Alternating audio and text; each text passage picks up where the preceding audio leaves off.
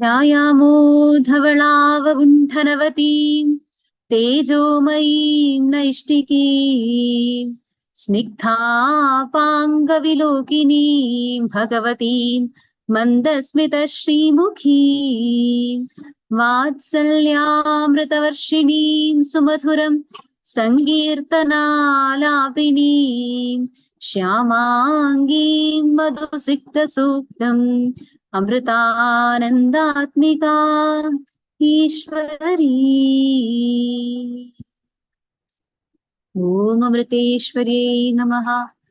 ॐ अमृतेश्वर्यै नमः। ॐ अमृतेश्वर्यै नमः. So once again, welcome everyone. Welcome to this lecture on the course of Ramayana. So before going on to the session, I welcome Anita Bose ma'am to the session. So before beginning the session, let me quickly introduce ma'am to all of you.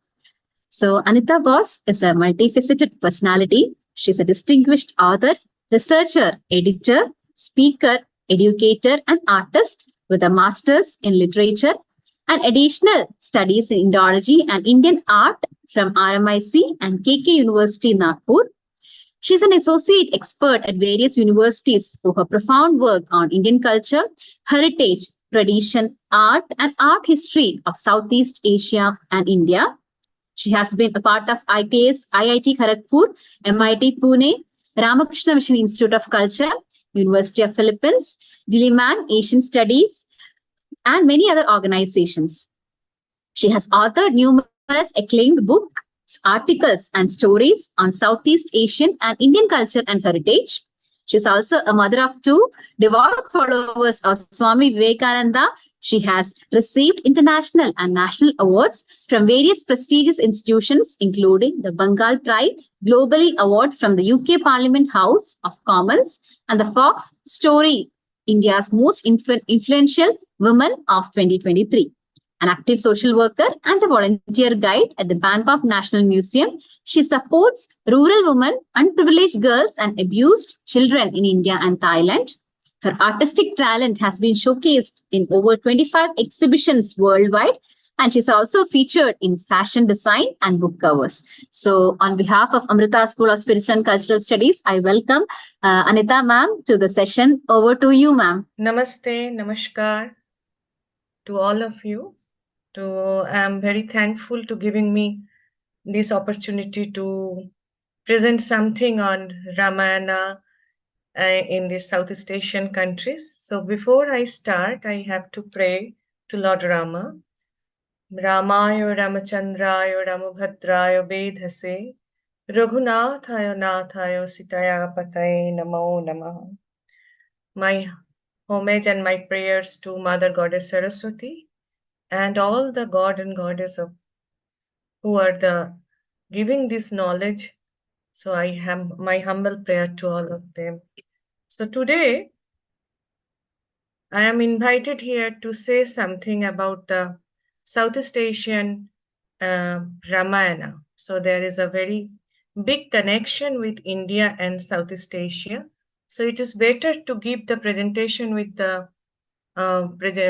say something with the presentation, so that it will be more easy for the listeners, for the viewers. So the echoes of the Ramayana cultural and heritage influence in 8 Southeast Asian countries. So first of all, I want to say to all of you that Ramayana is a great epic of our motherland, our India, our Bharatvarsha. But when I came here in 2014, just 10 years back, now it is 2024, and it was my surprising moment to see, this is the first picture what you are seeing in your screen, this Lord Rama in front of National Museum, Bangkok. The main, when you entrance the National Museum, Bangkok, you can see this Rama idol inside the museum. So that was one, you can say that was one eye-opening for me.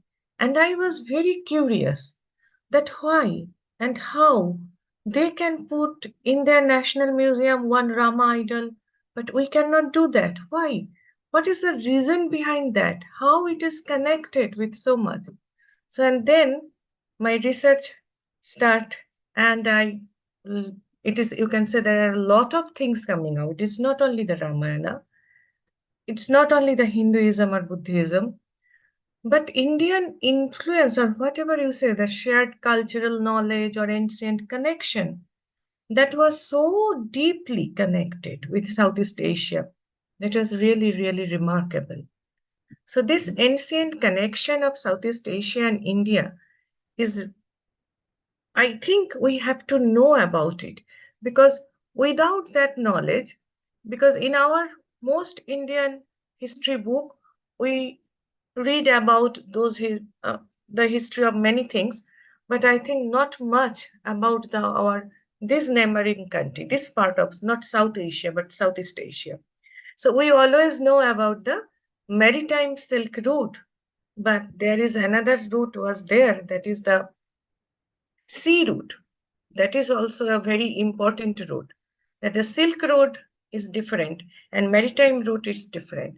So this maritime trade, because you can see in this map that how that Indian culture, Indian heritage, Indian tradition went so many countries in Southeast Asia up to China. So there is a Burma, Thailand, Cambodia, Laos, Indonesia, Malaysia, Philippines, Brunei.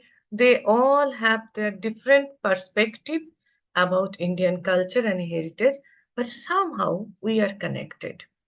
Maybe there is many local adaptation that will be definitely do whenever you do something and you went that thing go from your place to another place, there is some localization, there is some adaptation, but the main thing is always there. So maritime trade played a crucial role in connecting ancient India with Southeast Asia. You will be happy to know that there are few ports. There are the very old ports, just like in India, we know now that we had a very ancient port, Lothal, Bharuch, Tamralipti. And at the same time, modern archaeology find out that the port in the Vietnam, Palembang, and then Bandhan Tat Phet, and then there is a port also in the near Phuket. So those are well connected in the ancient time from when the sailor came there, the traders came there, the monks came there, and it is like a tapestry of Brahmanism, Hinduism, Buddhism. It is like a tapestry. And I am very happy to say, till date, I saw that they are accept that thing. They are not denied. They are accepting, especially in Thailand, especially in Indonesia. They are accepting that connection. And that maritime trade route facilitated not only the exchange of goods, but also the ideas, religious belief, cultural practice, and definitely there are something very different, much important, that the political alliance also. So the Indian kingdoms, Indian uh, thoughts of the Raja, the kingship, and Dev Raja, the god and king mixed like a Shiva and Vishnu. This kind of thoughts are well spread in Southeast Asia. So there are religious influence, definitely the teaching of Indian rishis, Indian sages, especially through the Hinduism and the Buddhism spread across the Southeast Asia, dharma, karma, moksha, all those ideas are, that here it is like a tapestry in their own religion. And definitely the literature and the philosophy, the writing and the teaching of Indian epics, rishis, and all those things, the Indian text, Vedas, Upanishad, even the Buddhist, definitely there is Buddhist Sutra and Buddhist books, but Ramayana, Mahabharata is same, that important in their life. And another one thing is very important in the Southeast Asian. Why I am telling those things? Because you can understand why this is so important, for how Ramayana is so important in Southeast Asia. Because there is a royal patronage also. Southeast Asian royal families often adopted Indian religious practices, Indian philosophy, Indian Brahmins till date. I am talking about not the ancient time. I'm talking about that few months ago. Here, I think this is the uh, August. In April, there is a Sankran, the festival name is Sankran. Then the Holocarshan, the plowing ceremony. All those ceremonies till date is done by the Brahmins. So who are those Brahmins? They are the Thai Hindu Brahmins. So the 50% to 60% of work, religious work done by them, and another 30 to 40%, the chanting and those things, the blessings, that is done by the Buddhist monk. So this is a beautifully intricate, like a uh, ups and downs of those, that it is a mixture of the culture. So the royal family always a very important role. They have a pivotal role to preserve these thoughts and those things. And another thing is the Augusta, the sage or the Rishi Augusta is very famous in India. And we have in Bengali also. I am belong from Kolkata, so in Bengali we have also proverb that Augusta is went other country and never came back. So we listen it from our childhood.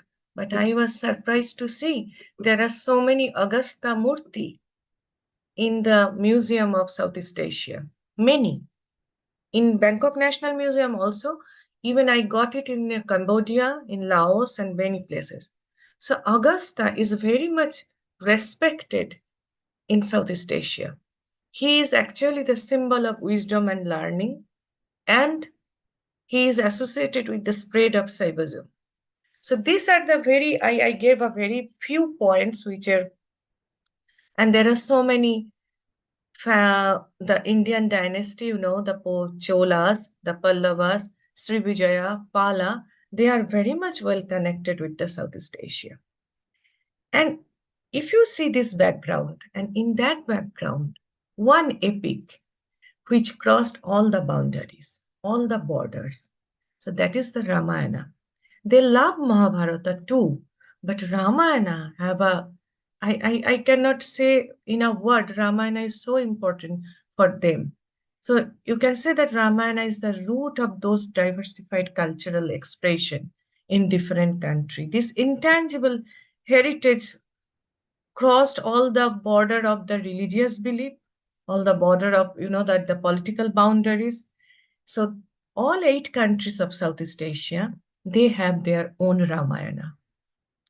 That Ramayana expressed through the music to dance, painting to sculpture, rituals, festival, craftsmanship, philosophy, many places. So this is the Ramayana of the intangible heritage. So I believe this is a very much important intangible heritage with Southeast Asia. The Rama idol, what you see now, this is from Indonesia. They have a Ramayana park in Bali. So this picture from there. But now the Rama is known as the incarnation of Vishnu. We all know that the Rama is the incarnation of Vishnu as per our Hindu philosophy. But in this, I am talking about those 8 countries. Few countries are followed Buddhism, few countries are followed him Christianism, few are followed the Islam.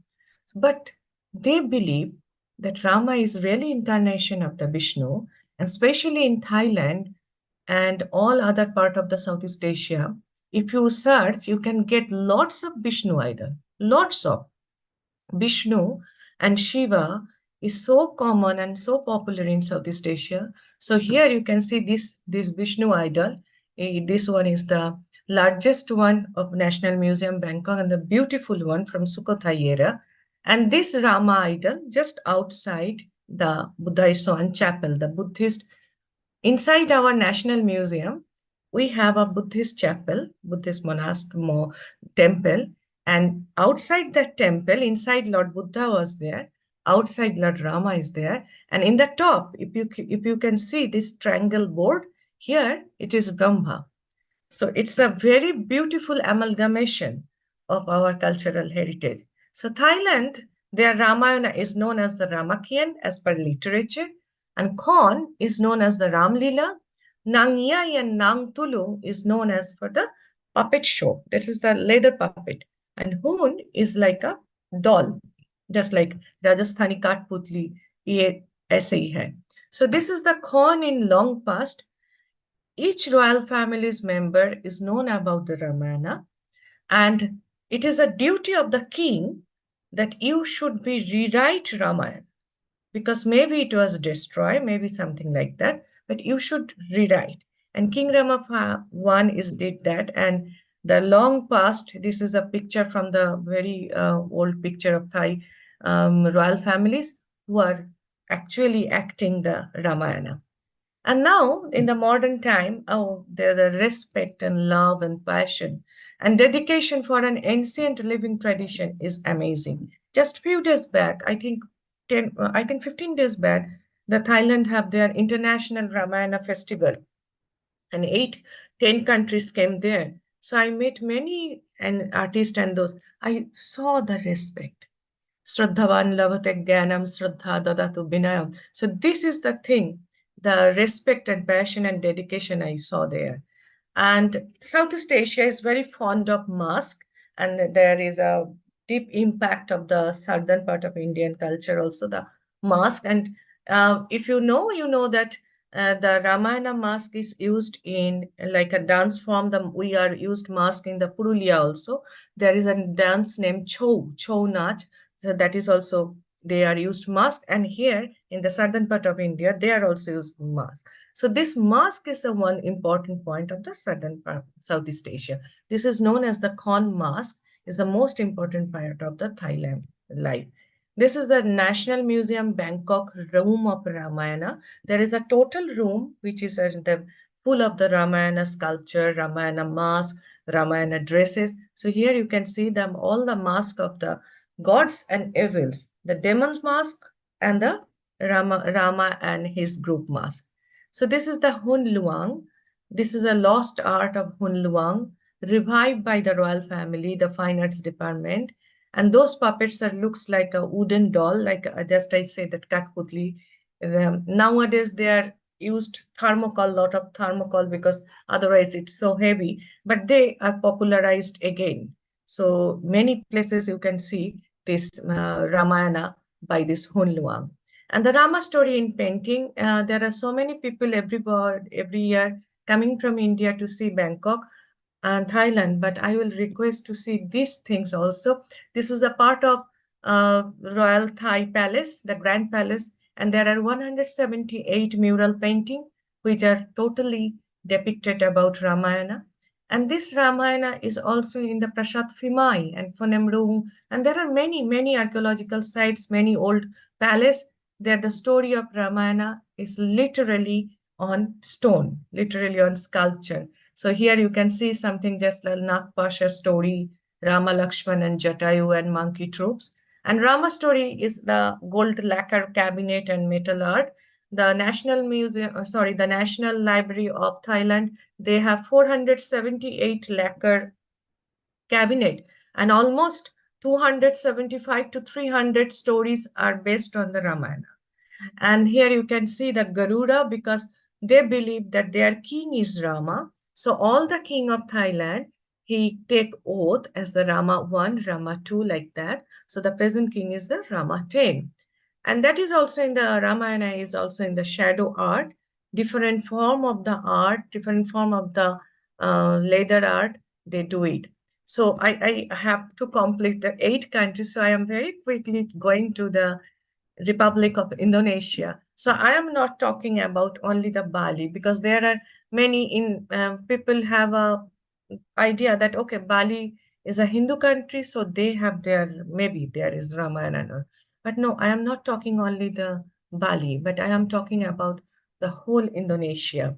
Java, Bali, Surabaya, Yogyakarta, Jakarta, they have their Ramayana connection. So this map is from Jakarta National Museum. This is a very ancient map, and there are lots of, I think you all know that actually Indonesia is a bunch of island. Indonesia has lots of island, and those islands have some festivals, some ceremonies, some rituals which is well connected with Indian culture and Indian heritage. And at the same time, they have their own Ramayana. So this is the Kakabin Ramayana. Kakabin Ramayana, for me, it's like a bridge between different generation, because it's not like that. You can see this girl, this is a dance performance related to Ramayana, and those all young boys from Bali, Indonesia, they are using the gamelan, a very different type of music, Indonesian music, which are the part of the Ramayana.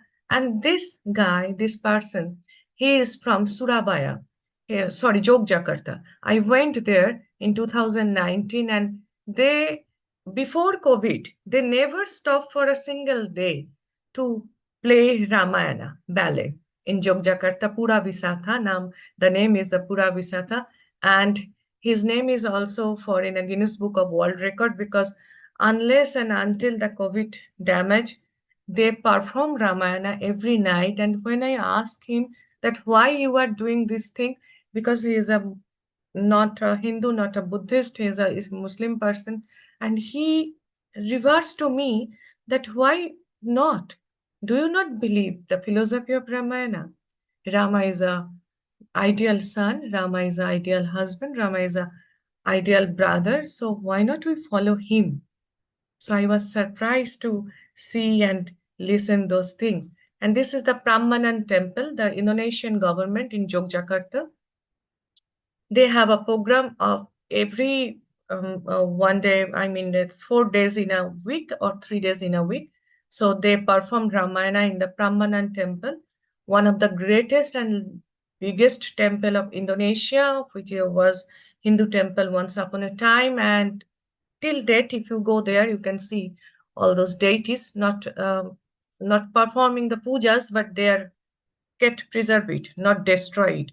And this is the white monkey for the Kechak or Chak Chak Ramayana. This is not a very old one. This is from 1930, but this is, they don't use any music. They only use chak chak chak chak chak, the sound of the like a monkey. So they made the Ramayana story. They play that Ramayana story through this Kechak dance. And we all know many dynasty in Indonesia. The Hindu dynasties, the the Srivijaya and those people. But there is another one is very important. That is the Majapahit dynasty. And that Majapahit dynasty, when I went Surabaya, I got this Hanumanji. This Hanumanji is the very different type of the sculpture, but this is one of the very important Hanumanji of the Surabaya Museum. And that Majapahit dynasty, the local, that commissioner, local leader, they give the permission to all the people to put this Majapahit symbol. This is actually the symbol of Navagraha. This Majapahit symbol they put on the wall of their home, because they said that you should feel proud that once upon a time, Majapahit was a very biggest, powerful dynasty. So you have to give respect to them. So this is the picture from Surabaya. It is far from Surabaya. This is from Majapahit. And you can see the roadside, they make Shiva. I saw many. There are so many things. So they have their own Ramayana. They followed that Ramayana. And this Prambanan temple, the 5 towers of that Prambanan temple, the whole one temple is dedicated to Ramayana. One temple dedicated to Sri Krishna, so Bhagavad Katha, and another temples are depicted our Puranas. So all those 5 temples, Ramayana, Mahabharata, Puranas, are all sculpted in those temples. This place is very fascinating for me, because I want to search the connection of the Indian connection on Southeast Asia. So my guide tell me to go to the Surabaya. This is a Jolotando. You can see that all the people are they are taking the water. They are doing some they try to, what can I say, touch the water, because they believe it's a very holy water. So that Jolotando again Surabaya, actually it was a part of a one Hindu king from 9th century. He was there for his Banaprastha time, and he made some Shiva temple, he made some temples. Actually there is a 9 peak. I cannot reach all those other 8 peak of the mountain, but I went there on the only one mountain which is accessible by car, and we saw those all the people are Muslim people, and they went back to their home with the water of Jalatondo, because they believe this is the water of like a Ganges river. And I was so much surprised to see those things. that how deeply connected they are. And I said in the beginning, that they actually agreed with that this is coming from India, and they try to protect that. So this is the Surabaya, Saraswati in Surabaya. So in Indonesia, Saraswati Puja happened 2 times. In Bali, that is the 2 times, 210 days. According to 210 days, they do the 2 times Saraswati Puja. So this Ramayana is our identity. It's said by the manager of Jogjakarta Brahmanan temple. And I was surprised to see this is the coin from 14th or 15th century that is depicted the Rama, Lakshmana, and Sita. And this is a very new one. This is a pen stand from Surabaya Mall, and that is also depicted Rama and Sinta. They said Sinta. So this is the Indonesian Ramayana, the Javanese Ramayana, the version of the Japanese Ramayana. And this Javanese manuscript, it is now in the British Museum, British Library. So you can see that Sita is, that's famous story of Sita giving the arms to the Ravana, that sage, and then sage changed the Ravana, and it's the Sita's abduction. So this story is very famous in all over Southeast Asia. So Rama at the Jakarta Museum, and then this is the Rabindranath Tagore when he went Indonesia in 1927. He saw the Kraton, the palace. Kraton is the palace of the Sultan in Indonesia, and they actually arranged a whole month Ramayana program. So it was written by Rabindranath Tagore. So there are so many things still happen in Indonesia. And now we are very quickly going to Hikayat Seri Rama, or the Malaysian Ramayana. So Malaysian Ramayana is a little bit damaged now because for the radical thought or those things, but there is still Hindu and Bauddha combination, and there are the Komben cave and Batu cave where you can see the Ramayana sculpture and Hindu deities. And this is the book of Hikayat Seri Rama, that is from the Malaysian Ramayana. And there is a very passionate researcher. Unfortunately, he passed away, Dr. Gulam Yusuf sir. He did a lot of work and plays and shadow play on Ramayana. But I met Dr. Ramil a few days back, and he is from Malaysia, and he is now trying to spread that Ramayana through the Odissi dance. So he mixed Malaysian people and the Malaysian traditional dance with the Odissi dance, and they are actually making a beautiful Ramayana new, that new thought and new perspective on. And this is the Balaputra Deva Museum. So how many we know about the Balaputra Deva? Balaputra Deva actually who gave a lot of help and lot of money to making our Nalanda University in Bihar. So Nalanda University, but surprisingly we don't know his name. There is a small inscription and then we got the name of Balaputra Dev. But surprisingly, they have a museum on Balaputra Deva in Sumatra. So they preserve that thing. So Laos, another very small country, very beautiful, small picturesque country, but Laos is somehow preserve our Indian culture in a very different way. So the Silver Levy and other archaeologists and historians said that Laos is the outpost of Indian culture actually. So Laos have mighty Mekong. So this Mekong River as pronunciation in Thai and Lao is the Mekong is actually, I came to know that this is the Mekong Ka Magonga. So the Mekong is as, what can I say? This is so important for them. The Mekong River is like worshipped like a Mother Ganga. And that Laos have their own Ramayana, that Ramayana known as the Pralak Pralam. This is one of the beautiful Hindu temple, Shiva temple of Bhatfu. And in this Bhatfu complex, yearly they perform Ramayana dance drama. It is situated on the Mahendra Parvat in Langa Parvat in Park Sea. You can see the beautiful temple's ruins.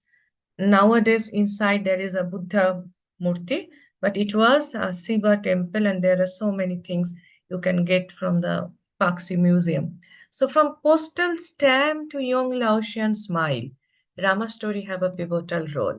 And this is very much my personal experience when we went to the Paksi and we had a dinner in a royal palace of Champasa because that's now a hotel. And I love to wearing Indian dress. And when I went there, the manager asked me that from where you came.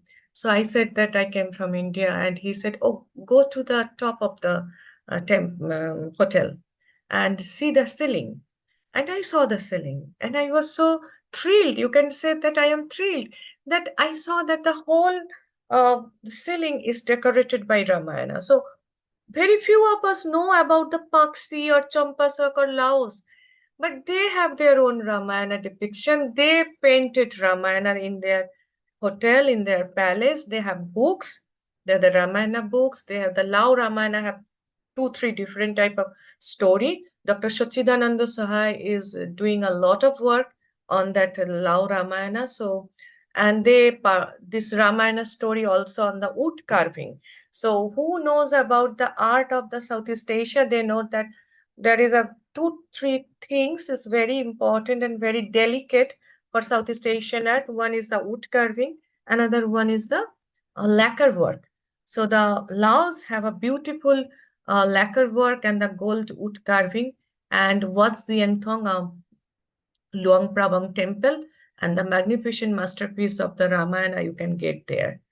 So now the Cambodia, the modern Cambodia, which was known as the Kamboj Desha. So they have their own Ramayana. It's known as the Ramakirti or Riyamkar. Ramakirti or Ramakirti is like actually Ramir Kirti or the.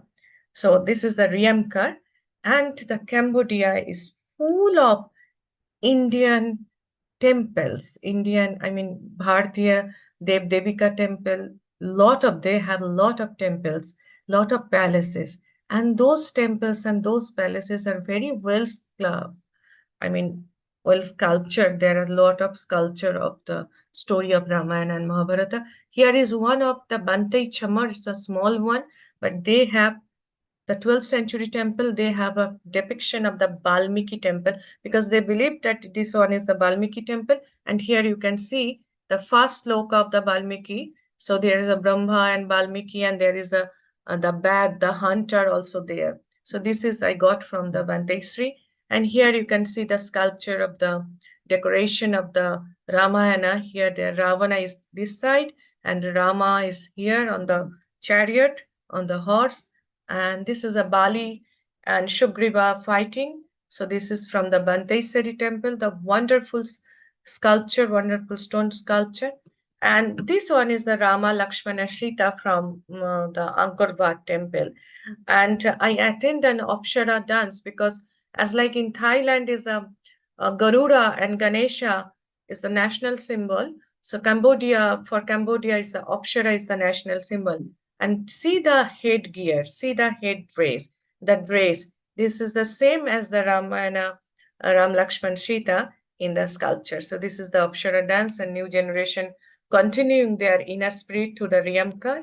So we are quickly going to the next country is the Myanmar. So Myanmar is now lot of problem. We all know our another South Asian countries, they have a lot of problem, but they have their own culture, which is very much influenced by the Indian culture. So this is the World Heritage Site of the Pew City in that Burma is once upon a time, it's known as the Ramanna Desha or Brahmo Desha. And they have Vishnu City, Sri Khetro. So now it is under the UNESCO World Heritage Site.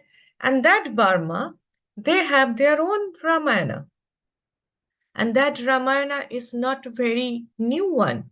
It is not like that the Thai people went and teach them Ramayana. They knew about Ramayana many years back. So this is the Nath Luang temple and Avedana temple. The Ramayana is known Thiri Rama. Actually, Burma have 13 different type of Ramayana. Ramayana dance drama, Ramayana play, Ramayana literature. So this Nath Luang temple or Avedana temple, this is a very old temple, I think almost 10 to 11th century.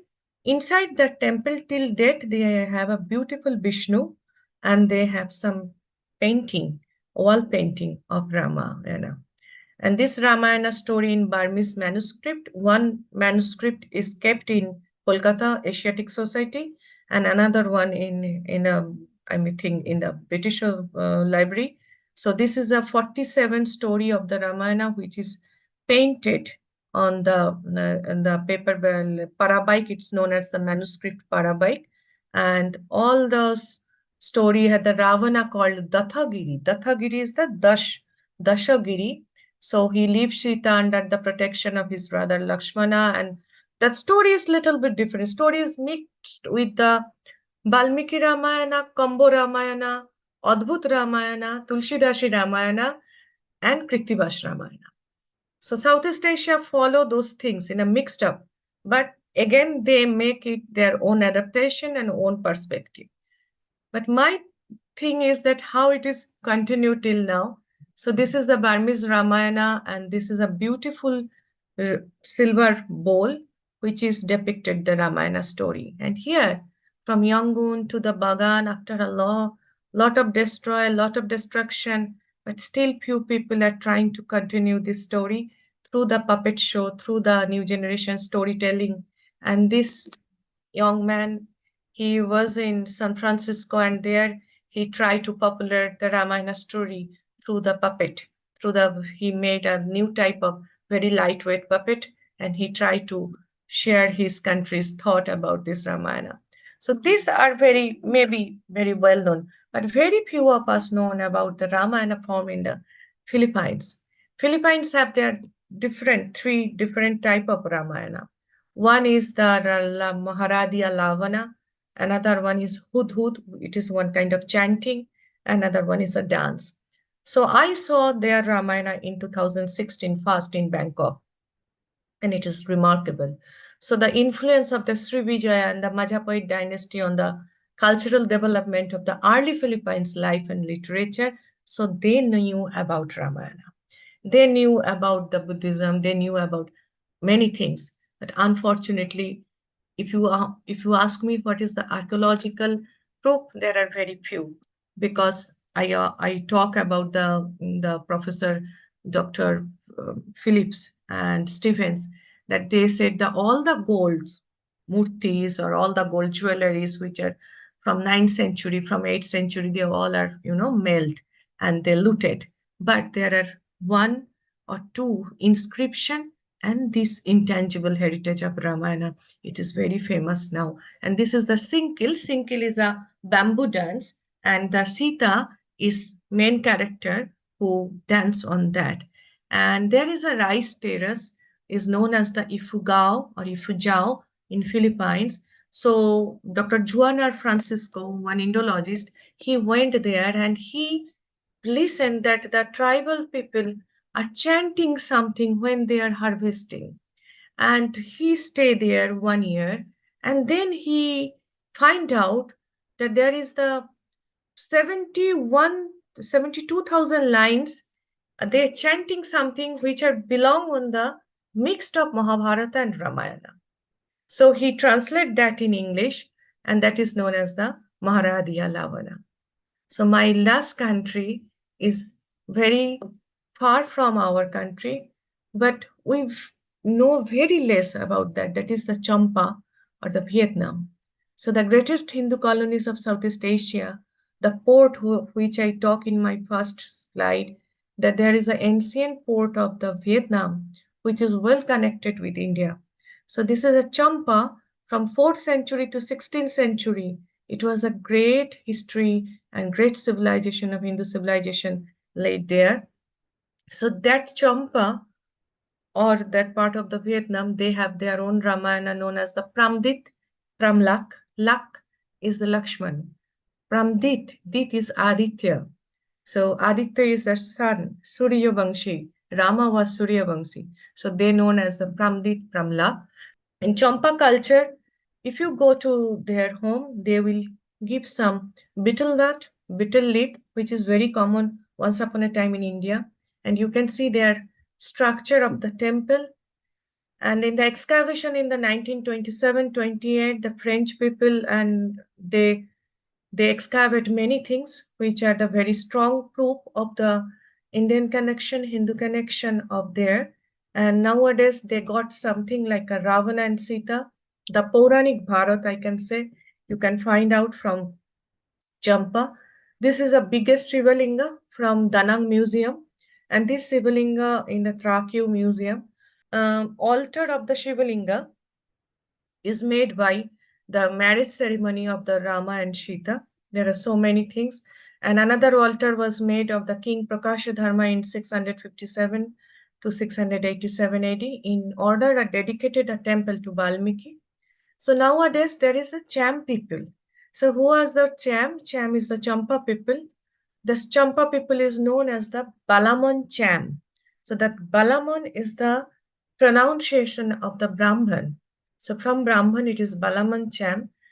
And unfortunately they don't know even that how connected they are with India. But they have their Durga, Saraswati, Shiva, Vishnu, and this is the Belamancham. They have two festival.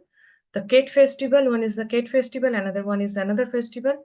On that particular festival, they actually worship Mother Uma and they play the Ramayana. So this is the Ramayana in painting. And the modern Vietnam, few professors are working on that. And this is the Hanuman in Champa. It's a procession in the Champa village. And this is the beautiful temples, beautiful ruins, which are once upon a time a very proud moment of India. So this is the Champa civilization. And I tried to do my research many years on those Ramayana connection and this connection. And this is the book Ramayana Footprints in Southeast Asian Culture and Heritage. So I want to give a thanks to with it, and I want to end my talk here. So thank you so much. Thank you, ma'am. This is Uh, Shivanandan here. This information that Agastya was known to or so much popular in that part of the world was totally a new subject to me. I was aware that Ramayana was popular, but generally we associate Agastya with South India because Yes. during that famous wedding, Agastya has to come to South India and that was Shiva Parvati wedding that time. So that Yeah. was our information, but this is totally new information. Thank you Yeah, for bringing this up. it's so unique because nowadays I think my new book will come very soon. I work on the Southeast Asian, that all the festivals and ceremonies, how it is connected with India. We have to know because we don't know those connection. I was surprised to see that every museum you can get a murti of Agastya, and Agastya is also not only the form of Shiva. Agastya is actually venerated here as a doctor, the Ayurvedic doctor. So he have a small bunch of, that उसको हिंदी में जिसको बोलते हैं झूली, थोड़ा ऐसे small Herbs, bag, okay. small bag. So he have a small bag in one hand, and they believe that that bag have a lot of medicine. So Shiva is like a Vaidyanath. You know that Shiva is the another name is the Vaidyanath in our culture. So this is a very unique thing. I will request to all of you because you are the new generation and you have lot of time, lot of potentiality. Please do more research. More research. You can get so many things. And I will also request, if possible, to read my book. I try to give, I am not telling the story of Ramayana because it's not possible to tell everything through a presentation. But if you read, you can get a lot of things. You can say this presentation is just a tips of the iceberg. Tips of the iceberg. Ma'am, can thank get- you so much for this wonderful presentation. Ramayana has always interested me, and especially in Southeast Asia. Could you Thank tell you. us which is one best place, since you have done so much of a research, to find out more about Ramayana in Southeast Asia? We are not, it's not possible for us to travel all through Vietnam, Cambodia. So which would be the best place to find out more about Ramayana as per your experience, if we want to choose one country? Thailand. Thailand is the best one because And what Thailand. are the places one should cover, ma'am, to see? So if you want to see if you want to see the Ramayana influence, so you have to go to the National Museum, Bangkok. You have to go to the Grand Palace. Even you can go, so different type. I think it's better to help you if you can collect my book. I give lot of information also there. So there you can see in Bangkok. I am just telling about Bangkok, but Thailand have a 47 national museum. It's a Wow. very small country, and they have, so in every museum you can get something, you know. And if you go to, because the Thailand believe their king is Ram, so if you go through the through the YouTube also, you can get many things. So the Ram and Ramayana and how it is there, and even in Cambodia too, Indonesia too. There are so many, you know. But I believe Thailand is more nearer to India, so I think Okay. better to searching. Ma'am, Uh, could we have your email ID and phone number if you don't I mind? think So that, I think I can write here, na? yes, So ma'am. so people can get it. So thank you so many people who are encouraging me. I think Sujata is asking, was Champa well known to Kalinga people modern day Odisha? Yeah, see the clean, the Odisha is so important part. That is another subject actually. The eastern part, the southern part of India is well known to the people of Southeast Asia. It's true. But at the same time, Odisha, Bengal, Bihar, Odisha, that is the Ongo, Bongo, and Kalingo. That was also very important to the Southeast Asia. And Kalinga is very well known to the Odisha people. But for the Champa people, they are more connected with the Gangoraj and Magad, Bihar. So I am doing more research. If I got the perfect answer, I will definitely tell you. Ma'am, there is one question in the chat box. Is there any documented evidence about Agastya visiting any of these Southeast Asian countries in India? The legend is that he crossed over the Vindhyas and settled in South India. Yeah. See that the documented evidence means you can see a lot of Agastya Murti in all over the Southeast Asia. And there are so many stories which are mentioned and which believe that Augusta came here. Even in, I am never been in Japan, but I came to know from our researcher friend that in Japan, the doctors have a small murti of Agastya in their table because they know he is the Vaidyanath. So many people believed, especially in Indonesia, especially the connection with Indonesia. Indonesian, the ancient royal families, they are very much well connected with Augusta. And here is a belief that Augusta was not a single person. When he went from India and never came back to India, he stayed in Indonesia, and there is a Augusta clan. They believe it. Okay, Any other thank you, ma'am. queries? Thank you. Is there any other queries? Is Parshuram Muni also known in places like Cambodia, etc.? It's not like a Parashuram is well known, but they know the Purana stories. Because in Thai school, not the English medium school, the Thai government school, it's mandatory to read Ramayana from class 1 to 10. So they know many stories. They know well Shakuntala, they know many stories. But about the Parashuram, not all people know, the scholars know about the Parashuram. But for common people, it's not so popular. Because I saw a statue, I thought that he looked like Parshuram. No, it's many. I'm not sure, ma'am. I'm not sure. Maybe need more research. May I ask a question, please? Yes, please. Thank you. Ma'am, have you looked at the extent of how far these myths have stretched into the Caribbean region with the Indian migrants who went to the Caribbean region? Yeah, Caribbean region have a very strong connection with Ramayana. Very strong. And especially the Fiji and Trinidad.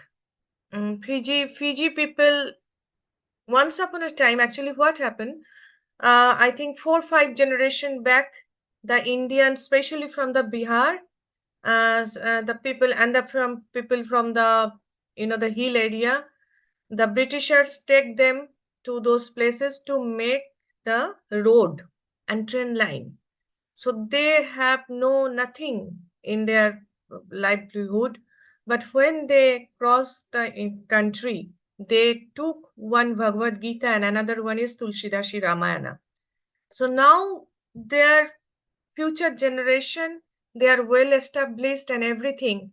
But every Indian who went Fiji, the family, they have a small place which is known as the Ramayana Gadi in their home or in their, that area. And they read Ramayana.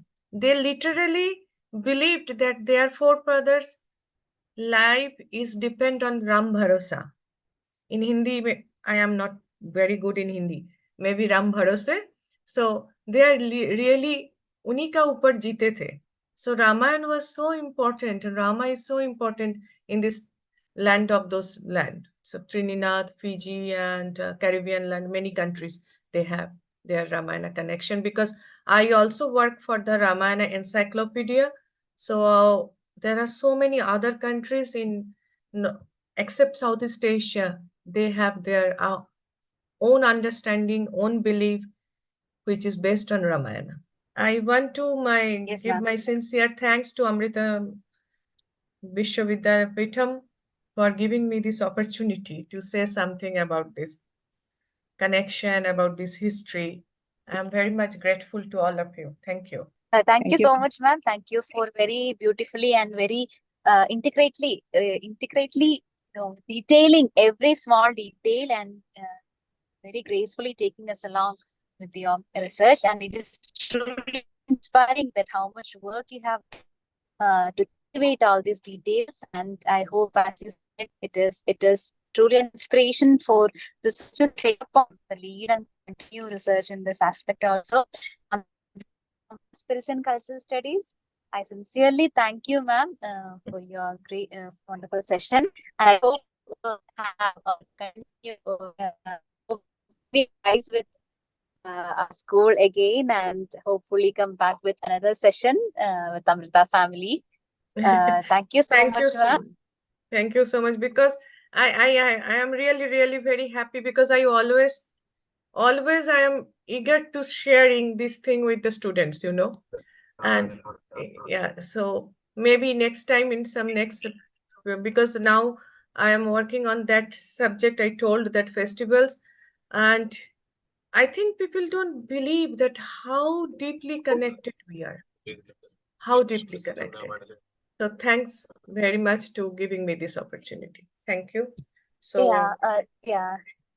Thank you so much. Thank you. So with that note, let's wind up the session with the Shanti mantra. Om Loka Samastah Sukhino Bhavantu. Loka Samastah Loka Bhavantu. Om Shanti Shanti Shanti. Om Shri Guru Pyo Namaha. Hari Om.